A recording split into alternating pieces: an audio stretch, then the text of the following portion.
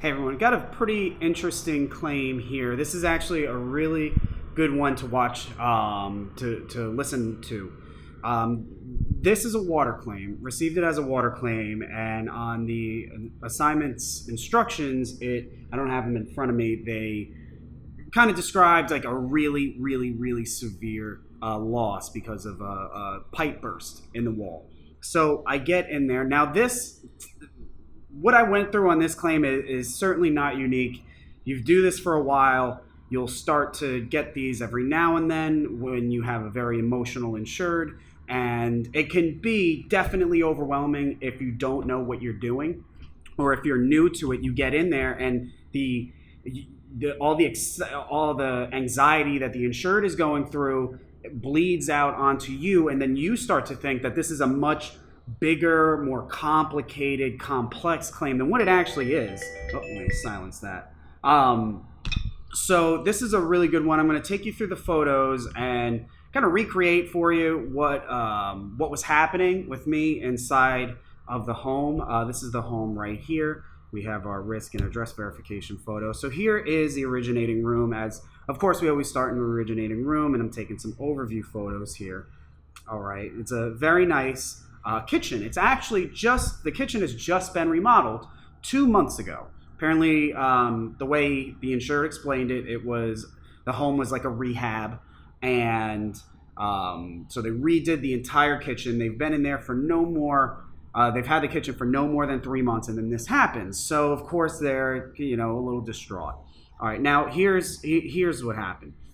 You've got a pipe underneath here, recently installed pipe. The contractor did all the repairs. It's good to get that information. Pipe broke. I guess a loose fitting or something like that. We're not sure exactly what happened because the repairs were made before we got there. But one way or another, you could see they went through the back panel of the cabinet, the cabinet that houses the sink's plumbing. They cut through the drywall, got to it, and made the repair there. So that does create a potential problem now. To replace the drywall that's behind the counter, to repair the cabinet, getting behind the cabinet, and of course, here's a situation right here. The water came out and caused the stained wood floor to become buckled. Okay, you can see the buckling right there, and a moisture meter shot showing that is elevated levels of moisture. Now, this photo is important because this photo was captured right underneath the dishwasher, and it shows that the hardwood floor is running underneath the dishwasher and the cabinets. Usually that's not the case, but it's always good, especially in situations like this where you have hardwood going under, or you have hardwood that's damaged by water going underneath the cabinets, because you will need to get underneath the hardwood there. So you're going to need to detach and reset the cabinets. Now you do run into a problem with that. Now this has recently been done. Now if you see, we got a quartz countertop right here, and the countertop is tied in to the Mosaic tile backsplash right there. So the backsplash, so in order to get the cabinets out, you're going to have to take this quartz countertop off, and that's going to damage the backsplash. And now the backsplash is also tied into this little piece that's right here. So these are all things that you need to take into consideration on your estimate, but not necessarily estimate for up front. Now, the problem was, now the insured, who we did not get into a discussion about what he does for a living, but is not in construction or not in the building trades at all, and is just kind of relaying things that he understands, and with a certain degree of emotion behind it. So what he's telling me is, listen, that water got underneath the wood. So that wood underneath is saturated. The hardwood is obviously damaged, and the subfloor underneath is obviously damaged. The only way that, and he used words like this, the only way that I can see to properly repair this is to rip out all the flooring, rip out all the subflooring, because if it's not ripped out, it's going to rot. And we're not going to be able to get this countertop off without breaking it. So we're going to need to have all new countertops. And when we get the countertops off, it's going to damage the tile right here. So we're going to need to rip off all the tile. And in the process of ripping off all the tile, we're going to need to get the cabinets off. So when we get the cabinets off, I don't see how the cabinets aren't going to get damaged. So we're just going to have to replace the countertop too. Oh, and by the way, this island right here, this is a custom built island, and it needs to be put back exactly the way it was. And there's not going to be any way that we move this entire island cabinet without damaging it. I don't see what else we can do. We need to just replace everything in there. And at the very end, he also said that, oh, by the way, the dishwasher is not working. Ever since this happened, now the electronics for the dishwasher malfunctions and it doesn't run properly. So, and he's saying all of this, and the wife is there, and the wife's backing him up. And you got to kind of try to be as gentle as you possibly can without making it just seem like you're blatantly... Oh, and by the way, he was also saying that there's no way we can get the sink. This is a $2,500 sink. No way we can get that off. We're going to have to get a new sink. So you got to just kind of, okay, pump the brakes. Okay. So take it one step at a time. Explain to him, you have to explain that, listen, you could be right about, some of this stuff. The countertop could get damaged. But in general rule of thumb is that you don't estimate to replace the countertop without knowing that it's going to be damaged. You owe, as an estimator, and insurance owes for what possesses direct physical damage. Okay, these countertops are not damaged, and it's not a certainty that they're going to be damaged when they get taken off. If they are damaged, it happens. That's something that can be handled on the supplement side. But what they're not going to do, no matter what, we know that they have to come out and they have to go back in. So we're going to owe for that. So we're going to make sure that we include that in our estimate. But the last thing we want to do is give them new countertops for them to go in there. They take the countertops off successfully and then put them back on. Now the insured is profiting off of it, and that's not what you want to do. So that's the issue there. As far as the backsplash goes, they're concerned that all the backsplash needs to be replaced because you can't tie in those new these Mosaic tile. They come in like square foots. You're not going to be able to properly put a new one in there without compromising the look of what's remaining. And you can do it. Any competent contractor can tie that in together. Maybe it comes back as a supplement and they just pay for the rest. But it's just kind of one aspect of a long line of worst case scenarios that the insured was pushing out on us. So one thing's for sure, we are going to need to manipulate the cabinets. There's going to be a lot of allowances there to manipulate all this stuff, and we're definitely going to have to do the floor there. So we've got that. Let's jump on now. So we know we have a stained wood floor. So I've got photos here. This is the first little living area. There's no damage in it. This is the second living area. There's no damage in that either. Dining area, no damage in the dining area, and the foyer, no damage in the foyer. But it's important that I took all of these photos because there's one thing in common with all of these rooms, and that is that continuous stain on the hardwood floor. We're not going to replace all the hardwood, but we are going to sand, stain, and refinish all of the hardwood. So this is a photo taken directly underneath in the crawl space. This is a little unique for the area that this inspection took place, because not only does it have your bat insulation up above here, but you also they installed insulation board to protect that as an additional layer of insulated protection there. So according to the insured, water was pouring out of the seams between the two. Usually when it's just the bat insulation, when water comes through, it drops down, and it's pretty easy to verify damage. In this case, it was not as difficult, and as you can see, this is a pretty tight crawl space. I didn't get in; I just took the best photos that I could. I'm going to go ahead and take the insured's word for it, and we're going to write for that. All right, so here is our sketch right here. So we're gonna go through, we're gonna do our photos first. Open this up. All right, we're gonna look at this one. All right, we're gonna dump out all of our photos in there. How many we have? 44. All right, here we go. So our risk, address verification. There we go. Now, of course, I'm utilizing, I don't use a mouse when I do this. I feel like on a laptop using the trackpad, once you get efficient with it, it's the fastest way that you can run through these photos. When I do this right here, I'm not using the trackpad itself. I'm using combinations of the holding the shift button down and working the arrows and just highlighting everything right here. Oh, this is the kitchen. All right, always start with our originating room. All right, and this is our first room, the living room 1. All right, and that movement I just did right here, I want to explain that again. I write living room 1. I know that I'm going to do a living room 2, so I'm just going to save myself a little bit of effort. Before I click off of anything, I'm going to hold Control down and press the letter A. Control A is going to highlight, select all, and then I'm going to do Control C, and that's copies. So then, when I use the arrows to go over to the next set of photos, this is our living room 2. I'm going to double click on various values. Now I can type whatever I want in, but what I'm going to do is Control V, that's paste, dumps that in there, and I just switch the 1 to a 2.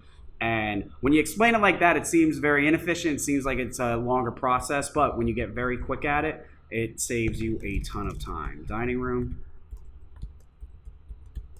foyer. Okay, and this is our crawl space. Bam, there we go. All right, I'm going to highlight all of my rooms right here. They're all on the first level, so in caps, I'm going to write first level, and then I'll write this is an overview photo of the affected and originating room. That's the kitchen.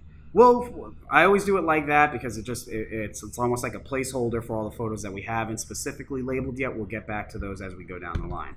So these are all properly labeled. These are our originating photos. I'm going to highlight all these photos of the plumbing. I'm going to do these 3 right here because this is going to explain our cause. Plumbing failure, due to suspected improper workmanship, caused water damage to all surrounding materials. All right. And then for this one, plumbing repairs included the opening of the cabinet and wall materials. All right. I like to say that a lot, just wall, cabinet, floor, ceiling materials. It's kind of a broad definition there. So in these photos, we are just going to kind of explain for our scope, the countertop is tied into the tile backsplash. Bam, looks good. All right. And pictures of the floor, water damage was observed over the hardwood floor. Next one, hardwood flooring runs continuously beneath the cabinets and appliances. We'll do that same description. See that move I just did there? I just quickly copied it. All right, and we'll do the same for these. We'll apply that same hardwood flooring runs continuously beneath the cabinets and appliances. Insured reported electrical malfunctions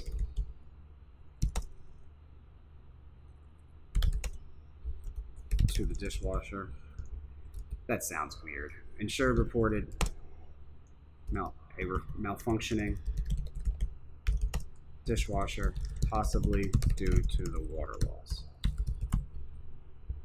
All right, there we go. Now, we got everything in the kitchen, which is the room with the only damage. So all these other rooms I just documented because I'm going to be sanding and staining the floor. So instead, I'm just going to correct this and say this is an overview photo of the unaffected room. Hardwood flooring is continuous with the affected kitchen. Bam, that's it. All right. These two crawl space photos, this is an overview photo of the previously affected crawl space. Last photo, insured, reported, insured witnessed water pouring from the insulation board seams. That's it. All right, always renumber. I'll tap on this thing a few times just to reinforce the habit. Now we got it. Put our inspected date there. Now I'm going to dump my macro in.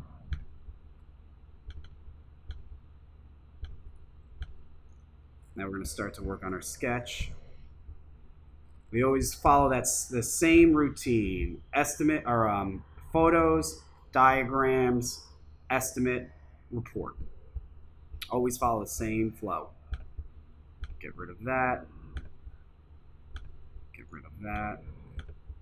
Now I'm not going to make a different level for the crawl space. When it comes to like flooring installations, inside the macro there's a divider for the flooring system. I'm going to put the insulation inside of that area. Okay, so here we go. So we're going to recreate what's on here. I'll start with this line and just kind of try to work my way around. 21 feet. Use a square break, the letter B, drop it in. I know that's 5'5". Beautiful. 13.2. Oh, we need some more room.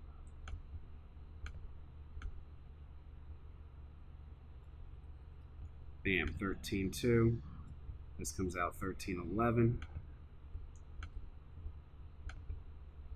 I'm going into that first living area. I'm not even going to bother making a new room at this point. I'm just going to follow the measurements. We can make that into its own room later on. Bring this up to 12.7. And this should be 13.8. All right. Okay, so here's one little tricky spot right here. So this wall goes up. This wall is 12 feet 7 inches long. Then it cuts out, but then there's 1 foot 2 inches on the other side. Now I'm going to have an issue. I can't bring just this wall back without making this wall shorter. So I'm just going to do a little math in my head. What's 1 foot 2 inches minus taken away from 12.7? That's going to be 11.5. So I'm just going to make that 11.5. Do my wall tool and then make my 1 foot, 2 inch kick out right there. Beautiful. Okay, so then we want 9.10. Goes up to 11.9. Just going to drop it somewhere around there, bring it over to 6. Make sure this is 11.9. See if our numbers match up. 11.9. So this brings us to 3.11. This is actually 4.8. So we do have, at some point, there was an error one way or another. So whenever, and then that's going to happen. After you look at everything again and just make sure that all the other numbers are added up correctly and there wasn't just one thing that you messed up, I err to the side. I don't want to undercut them, so I'll stretch this back out to 4.8. There we go. All right, so we got this whole area. So we're going to separate these two rooms. I'm just going to go over to the wall. I'm going to drop a wall right there and just cut it off. I want to cut it off at this corner, but Xactimate won't let me unless I hold the shift button down, and now I can go crazy with it. All right, there we go. Let's make our little dining area. I'm going to use my, I'm going to highlight this whole wall, hold the control button down, click and drag. I'll drag this out to 9.1. Beautiful. All right, so we're going to make this little bay sort of thing right here. So I'm going to go, let's make sure that these numbers are even on either side. Bring it out a little bit. I'm just kind of guessing these numbers because all I really want to do is just do that. Then I'm going to drag these to the corners. So now it's the right shape, sort of, but just the measurements are off. So I'm just gonna make it so that these measurements here equal out to 4 foot 6 inches. All right, we'll take 4'7".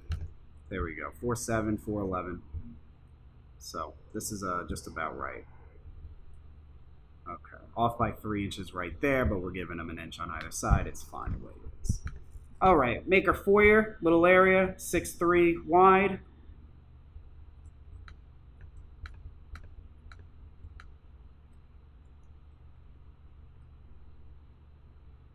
There's a foyer, boom.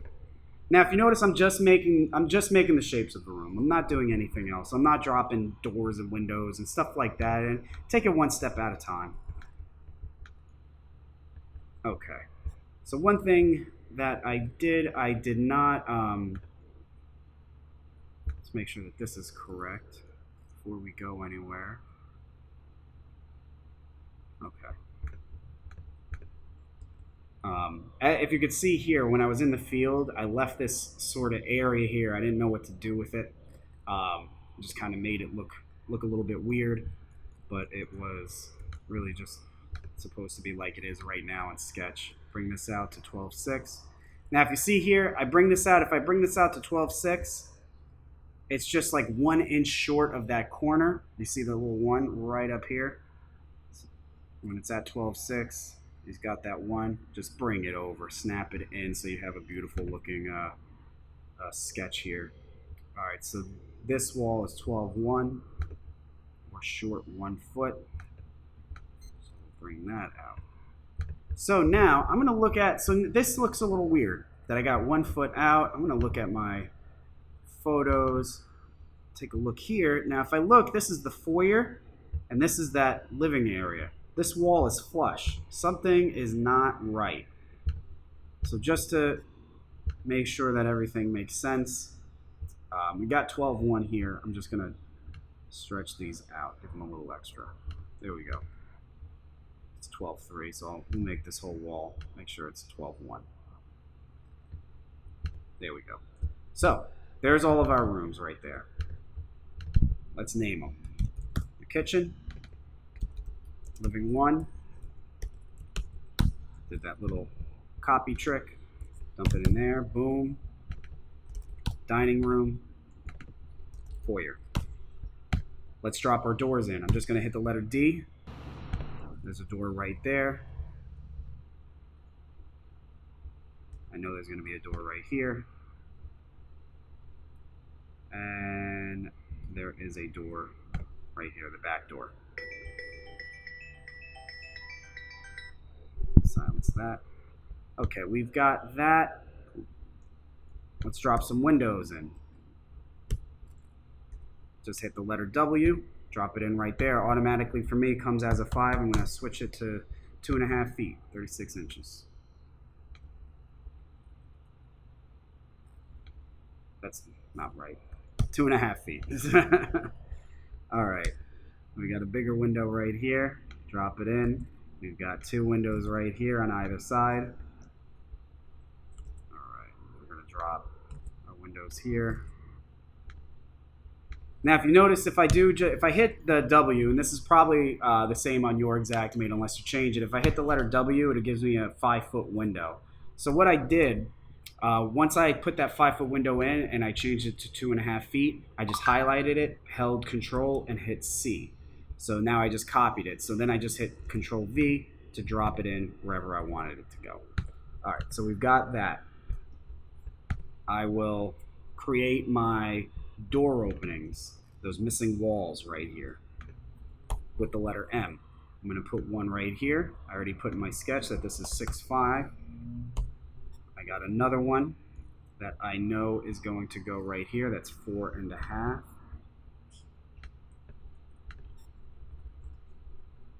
There we go. Make sure that's 4.5. All right.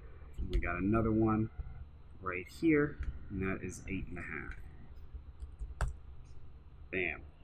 Let's get rid of this wall. This wall shouldn't be here. I'm going to highlight it and hit the delete button. There we go. Let's drop our staircase in. Staircase goes right about here.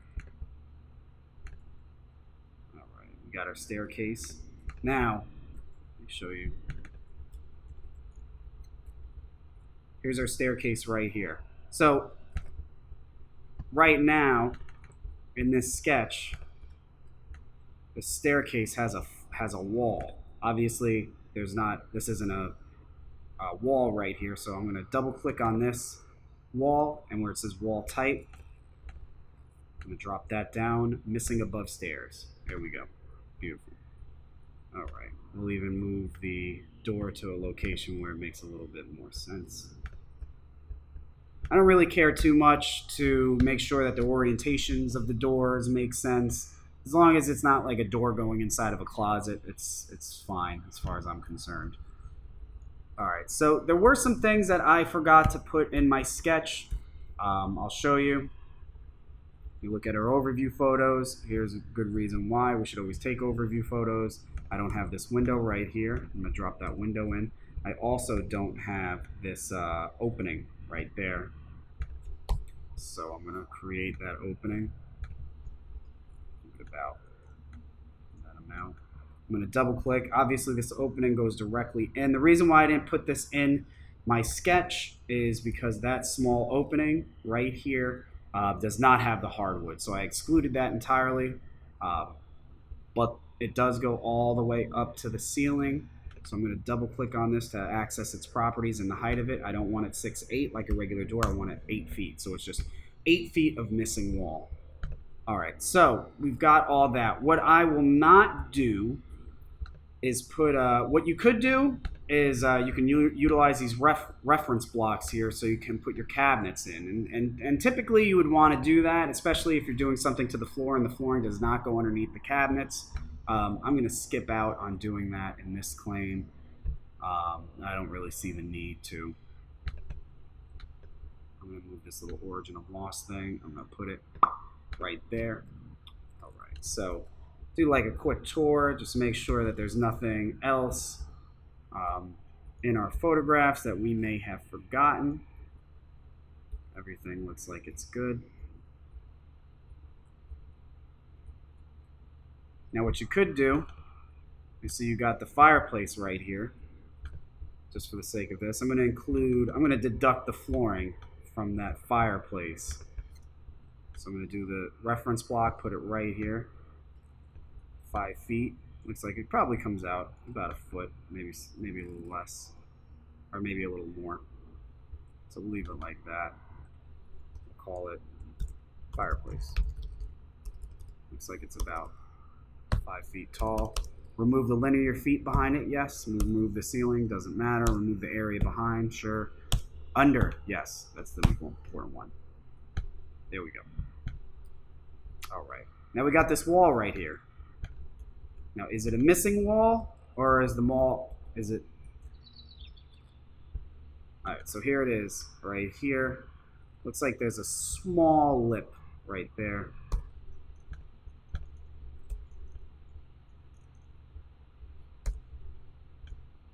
Do that.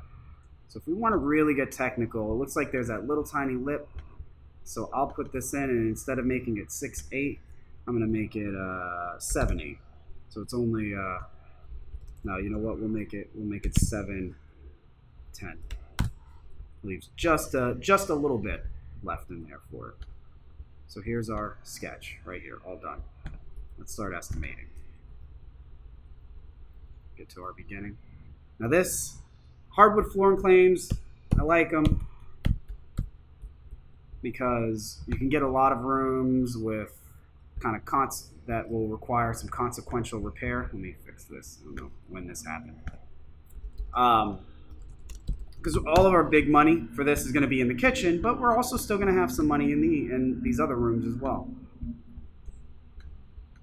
Get rid of all this stuff we don't need from the macro. Make sure that the order of your rooms. Oh, come on, dog. Order of your rooms always go in the same order as your photos. Everything goes in the same order. That's how you make the people who review your work after you your best friend. And it just makes you look more professional as well. And it helps you too when everything makes sense. It kind of puts more of a order to things. All right, so we're going to be doing a lot of prep work here. All right, so content manipulation. Content manipulation, you don't really need any right here. There's no contents really in this room. There are stuff in the cabinets, so this often gets rejected when I try to do it, and it only comes out to like 35 bucks, so it's not a big deal. But I'm going to put includes manipulation of contents within the cabinets prior to their manipulation, or prior to their movement, relocation. We'll say relocation.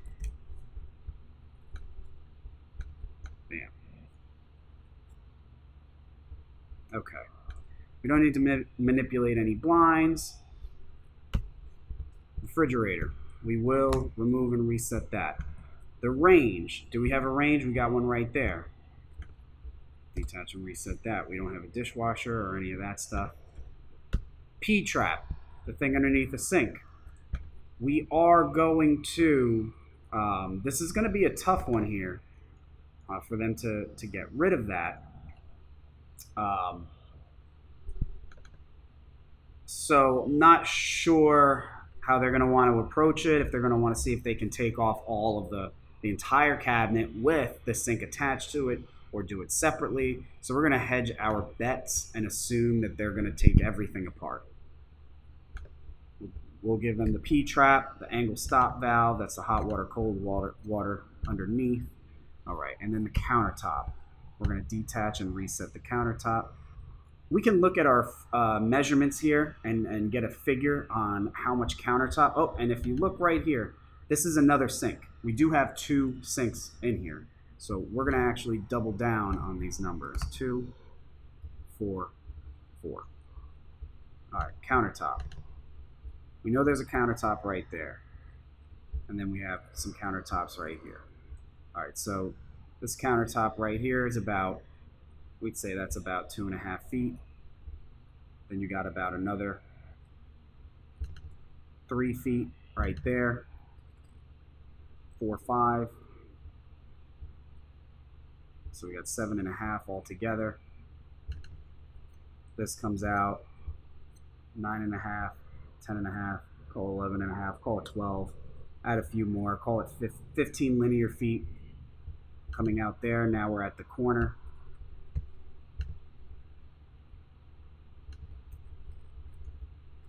And then we have this little thing here. So 15, 16, 17, 18, call it 18.5. Then of course, so we have 18.5, and this is about a 2 foot depth. So 18 times 2 is 36. We have that half, make it 37. So then we have this island right here. All right, this island is 13 feet wide. So 13 feet wide, and it's about 4 feet long. So what we have, actually, here's how we'll do that. We're going to do a little algebra. We're going to go to the calculations right here. We already know we got 37, right? So 37 plus, then in parentheses, I'm going to put 12 times 4. It's 48, but so there we go. 85 square feet altogether of countertop that we're going to detach and reset. So that jacks the price up by itself about $2,000. Okay. So now we got to move the cabinets around. We're going to count. We got some full height cabinets right here. That's about 2 feet linear feet there. We got about 2 feet linear feet there. Then of course we have the full height cabinets right here. So we're at 4 altogether. We're going to do 4 plus 4, 8. That's 8 full height cabinets.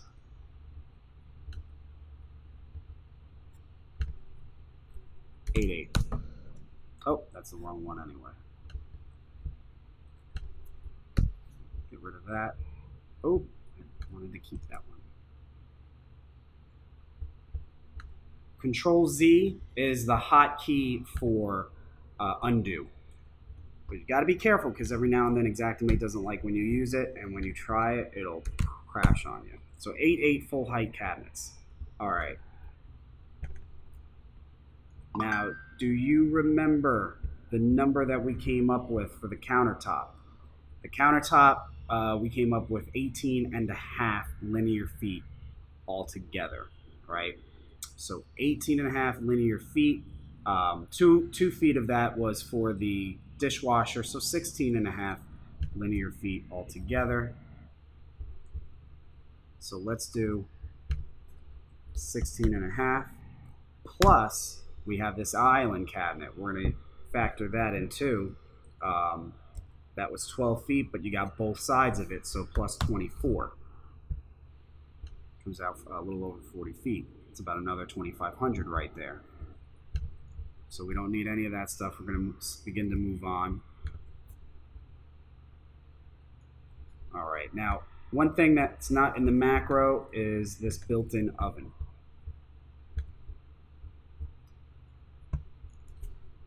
Detach built-in oven. All right, I put it in there. It's probably all the way down here.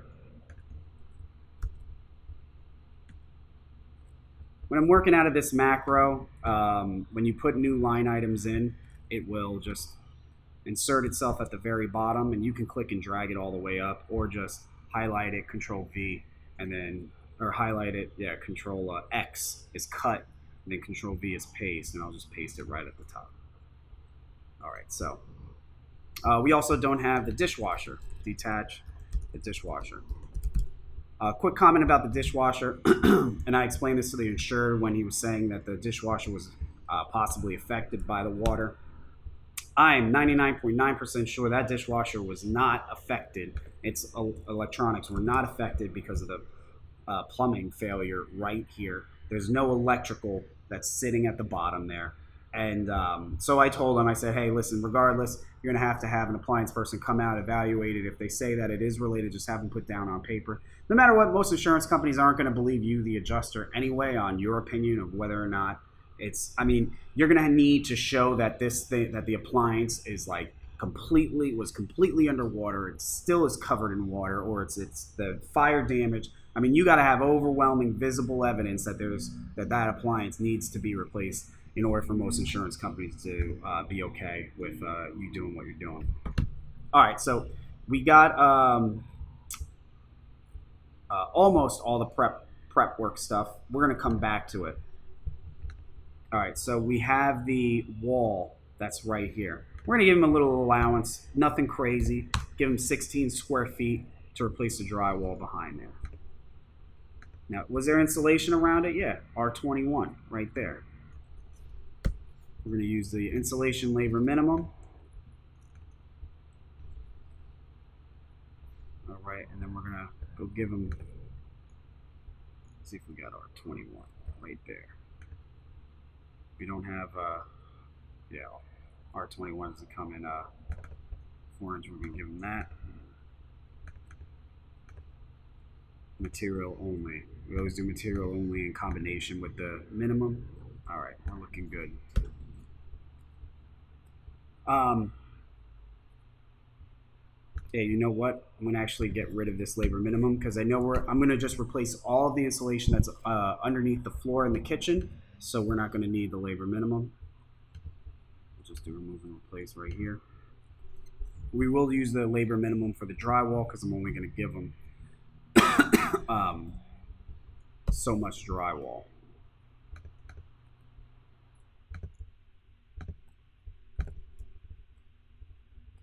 All right. What I will estimate for up front, yeah, thinking about it, what we're probably going to do here, one issue that you'll run into if they remove part of the mosaic tile here, the backsplash, is reusing the substrate that's behind it. they'll have to replace it. So what we're going to do, we're going to actually change our scope to also include the cost to detach and reset just these cabinets here, so we can replace all of the Mosaic tile. These ones right here as well. So what we will do, we will account for 16 square feet here, and we'll give them 2 more sheets. So 3 sheets of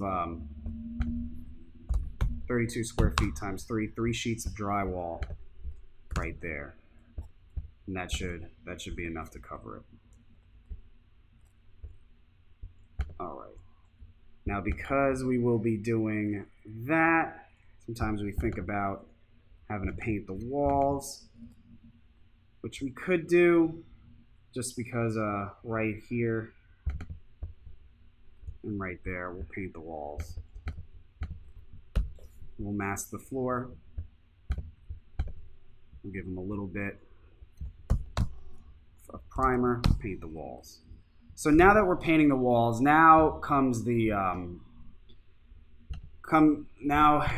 idea where it would make much more sense for us to put those reference blocks on here, so we're not painting wall behind.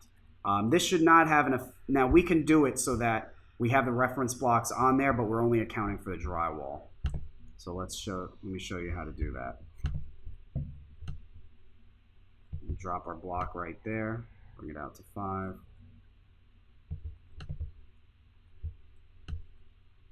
right, 2 feet dip.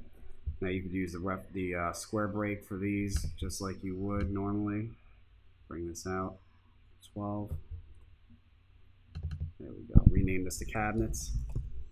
All right, so these go all the way up to the ceiling. So I'm going to make the height, move the height from 3 to 8. Now, looking at this, there's actually 2 things I want to activate on here. Remove the floor linear foot. Yes, I want to remove that because I'm not going to be painting any baseboard behind the cabinets. So we'll get rid of that. Remove the square foot behind the reference block. Yes, that's the drywall. That's the wall right behind it. We'll get rid of that. Do you want to remove the square foot underneath? No, we don't want to do that because that is that's our flooring. So we'll leave that just the way it is. Now here's what I'll do. I'll highlight the cabinets. I'll hit copy, Control V. I'm going to paste it in there just so I can take it, change the size around, because all the settings are how I want them. I don't want to have to go through and do it again. Now my Xactimate is starting to act a little bit slow, so I'm starting to smell a crash coming on soon. We'll see how far we can get it. All right, there's our full height cabinets.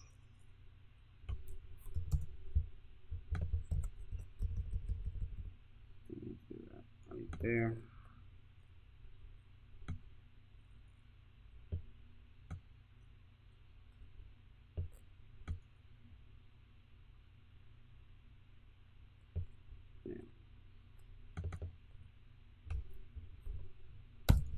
All right, there we go, and then we have where the fridge is.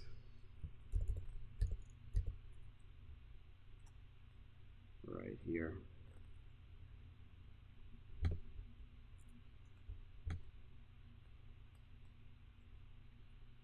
Beautiful. Not going to bother with the island. Really don't need to put that in there, but you know what? I'll put it in there just to make it look a little bit better. Wouldn't hurt. The only way it would hurt is if we also deducted square footage on it, which we're going to turn that off. There's no functional purpose to having the island reference block in there, but it does possess some value in its appearance. Bam, there we go. Look at all of our cabinets. They're looking good. Jump back to estimate items. All right, we're not replacing any appliances or plumbing or electrical. We'll get rid of that. We are not replacing any vanities or any cabinets at this point. We're only manipulating them. We didn't see any actual, or actually, that's wrong. We did have the damage to the back of that one cabinet that they opened up. So what we'll do a cabinet. We're not going to do a cabinet labor minimum because we already have a lot of cabinet manipulation, but we'll keep the cabinet panels, the side or the back. All right. We'll give it 6. It's just a small allowance, just for that back panel. Okay. We'll get to this in a bit. Okay. So we're painting the walls, 121 square feet, so that's a much smaller area. So we've got that, painting the walls. I'll tell you what. Yeah, we'll keep it at the walls. I'm thinking maybe do we paint the ceiling because the ceiling gets affected when they take these off. Maybe, maybe not. We'll just keep it out for right now. Okay. So, when we do our floor, the way we will approach that in an estimate, let's see if I can get a good photo here for you. The way we're going to approach that in an estimate, see this quarter round right here? We're going to get rid of that quarter round so that we can replace the wood and stain underneath it. And then we're going to repaint it, then we're going to paint the baseboard, and then we're going to paint anything that's continuous with the baseboard. There are other methods that you could go through to do this, but this is the way that I do it. I feel like it's the best way to repair it without seeing a difference in color underneath. So we're going to mask the perimeter of the floor right here. Then we're going to remove and replace the quarter round, PF for the perimeter of the floor. Then we're going to seal and paint the quarter round, PF for perimeter of the floor. Then we're going to paint the baseboard. It's a 5-inch baseboard. So let's just paint one coat, it's fine. There we go, got it. That's all we need to do there. Removing and replacing the quarter round, sealing and painting that new quarter round, and then we're going to paint the baseboard right here. Now move on to the floor. I'm going to do the entire floor right here. I'm going to look at my photos one more time before I commit to that.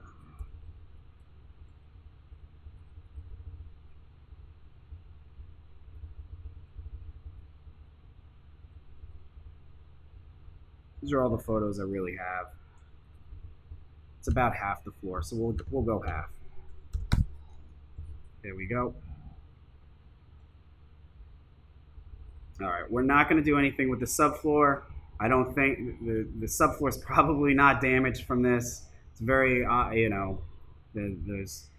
it just got exposed to water. That was it. It's not damaged. It's not rotted. He was also concerned that it was gonna warp. These are all things that you won't typically have to deal with. So we're gonna tear out the wood floor. We're gonna replace the wood floor. Now there's no finish on this wood floor. We're not gonna sand and finish the wood floor. I'm gonna change that. Sand. Oh. Where are we at? Sand, stain, and finish wood floor. There we go. Add the cost for dustless sanding. You always do that in combination with it. T-molding. There was T-molding. I believe there was. Let's see our pictures right here. There was T-molding right there. How wide is that opening? I think we made it 3 feet. 3 feet.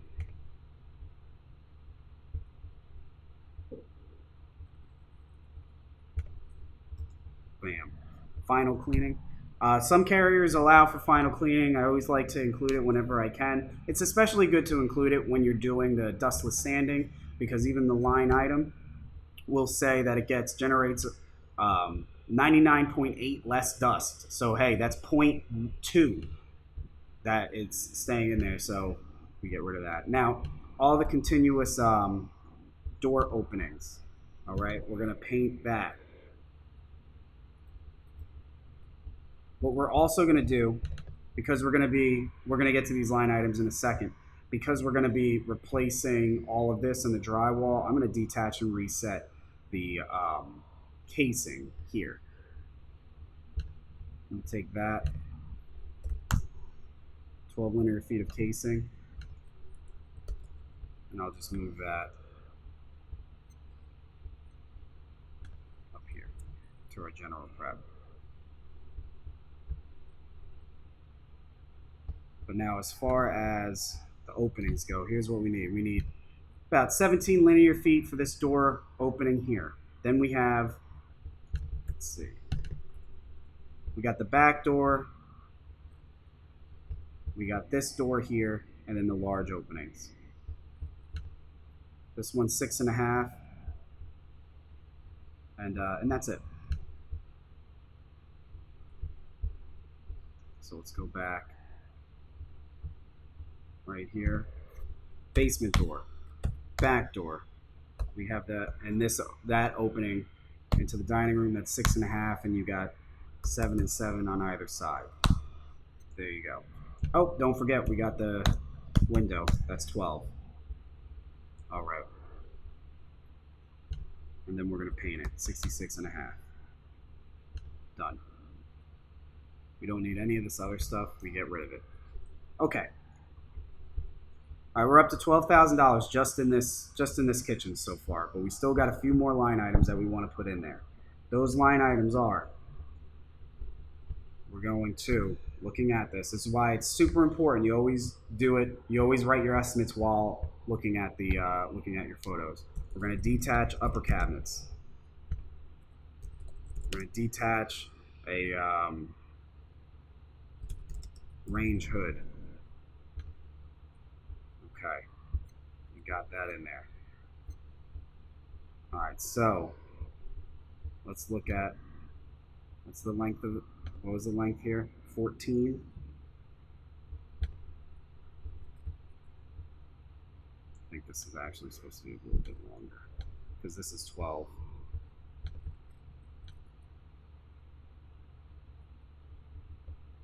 All right, so we got a 15.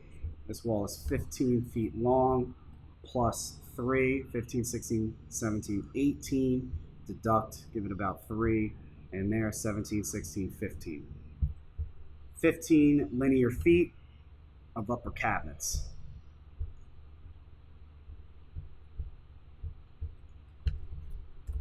Bam. Let's take them both. Let's drag them up there. Beautiful. Okay. Now, let's look for Mosaic.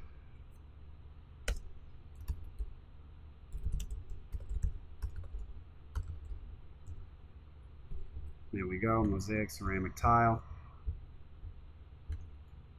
All right, we're gonna put this with the wall. So we know we've got 15 feet, 18 feet this way. This is about a linear foot right there. Give it about the same, about 1 foot the whole way. So 18, call this area here 19, 20, 21. 21 square feet of tile. Now by only putting that, only going to give us $400. We'll leave it. All right, so looking over what I see here, got electrical outlets. So what I'll do too,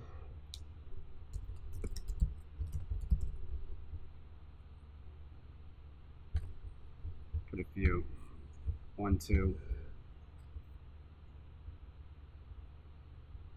Okay, give it 2.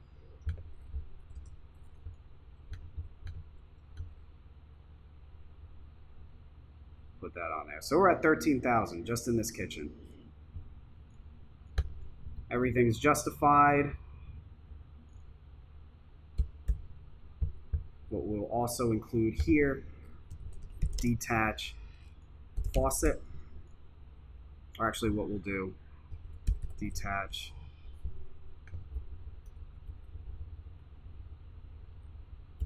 All right, this sink right here, this is an undermounted sink. So this small piece, it's reasonable to assume that they're going to just keep that sink connected, but we will detach the faucet. Now for the, what do they call that, the barn sink? Detach sink. I don't know if they have a good line item for these big sinks here. So we'll highlight that, open it up. So 140 bucks there.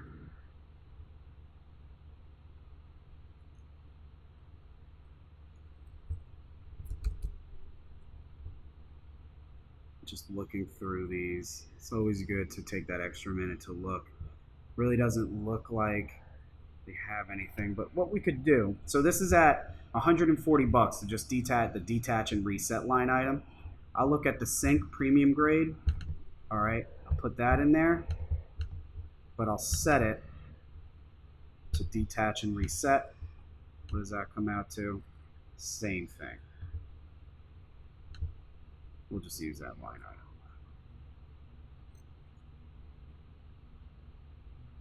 Okay. There we go. 13,000. 13 and a half. Okay, so we've got that. Now, we've got these remaining rooms, but we're going to get through these remaining rooms super quick. Here's how. We take all of our line items here, copy them. We're going to jump over to our first room, living room 1. Take a quick gander at living room 1 so we know what it looks like. All right, just a little bit of content in there. We got some baseboard heat. Say about two runs of baseboard heat. We'll give it an hour of content manipulation in here. We'll give it 2 hours. All right, we got that. We'll get rid of the rest. And we'll come back to the baseboard heat. Now, we're going to do the same process. Mask the lower wall before we paint. We'll remove and replace all the base trim, seal and paint. For the floor system, we're not going to replace any flooring. We're just going to sand, stain, and refinish the floor. We keep all of these. Is there any door casings that we're going to be messing with? None. So we'll get rid of this. We'll get rid of that. Great. And we will do detach base heat. It's like a base heat cover right here. Boom. Bring that up here. This is our room right here. Done. Jump over to the next room. Here it is. We do have some door casings that we're going to paint. We're going to use all these line items and dump them right in. Do we have any baseboard heat? Behind the couch there. And I think that's it.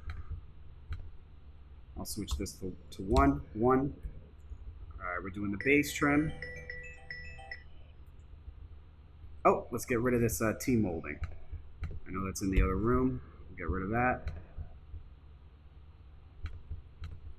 Get rid of that.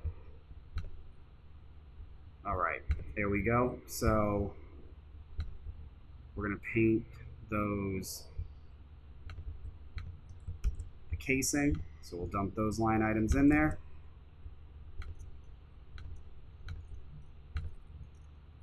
Great. How big is it? 4.5 by 8.5. All right, easiest way to do it. 4.5, 8.5, 14, 14. There we go. And I did 14, 14 because that's a 7-foot strip going up on either side. There we go. We're going to paint 41. Dining room.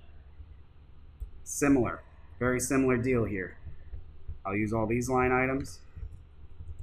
Do we have a base heat anywhere in here? You got one right there and then one right there too. Dining room.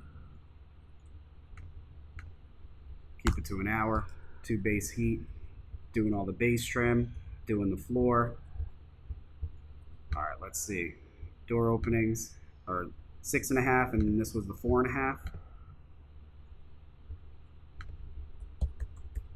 14, 14. 39. Done. Bring us to the foyer. Foyer, all we have is that front door. Front door and this big one right here. No base heat. Dump them in. No content manipulation, no base heat. We don't need any prep work in this room. We're doing the base trim, we're doing the floor. And this is 8.5 plus 2 on either side, and the door opening, boom, 39 plus 5. All right, and that's it. We've got all that. Now, debris removal, what are we really replacing? We're replacing the tile, the Mosaic tile. We're replacing the drywall behind it. We're replacing all of the hardwood in the kitchen. We are missing in the kitchen. Let's also tear out insulation. All right, an insulation 6-inch. This is the insulation that we saw in the crawl space. Insulation board to be about 1 inch thick. Bam. So we're going to do the remove and replace line item for the insulation board. We're going to tear out bag wet insulation. That's the bat that's above it. Bam. And then we're going to replace it. Make sure these are set to F. Now what else can we add in there? Bat, add for confined. We can add this line item to account for the added difficulty removing that insulation in a confined space. And I'll put this at the very bottom. Boom, there's some more line items. That puts us almost at $15,000 for that room. Okay, so here we are. Now,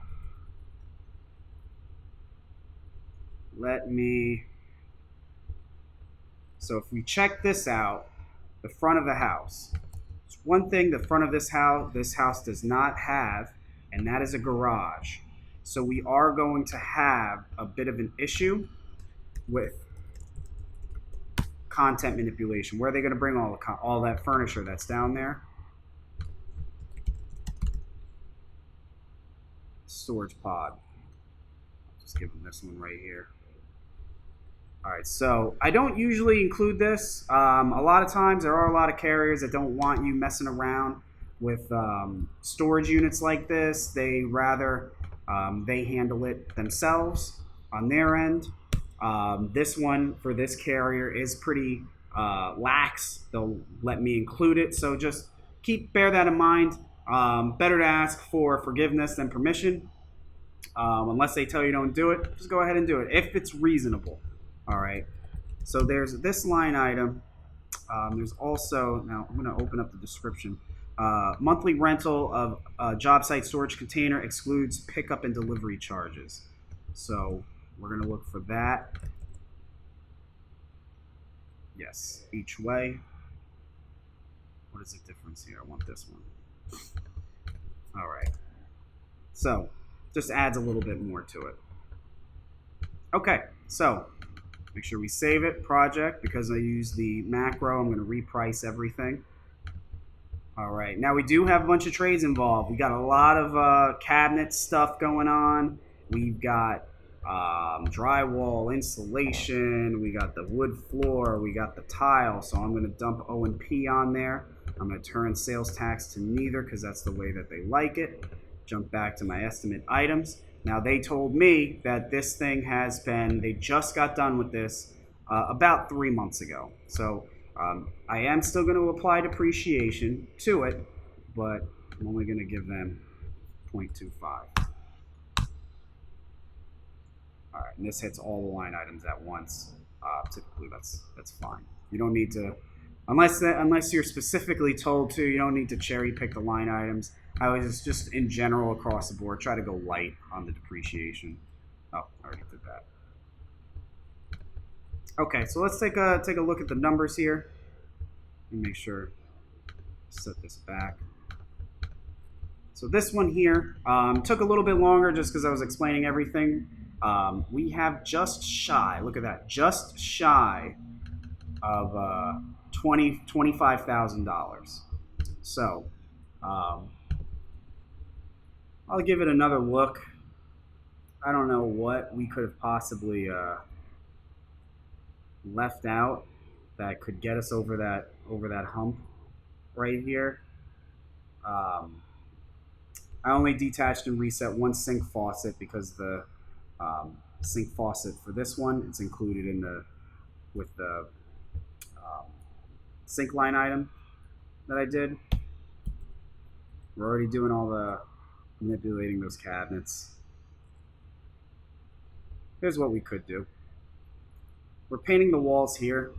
I don't think it's reasonable to go into this area, but it is reasonable to go into here. So here's what we'll do. But I definitely don't want to replace the hardwood floor in there because there is no hardwood floor. So here's what I'll do. I'll create this little room.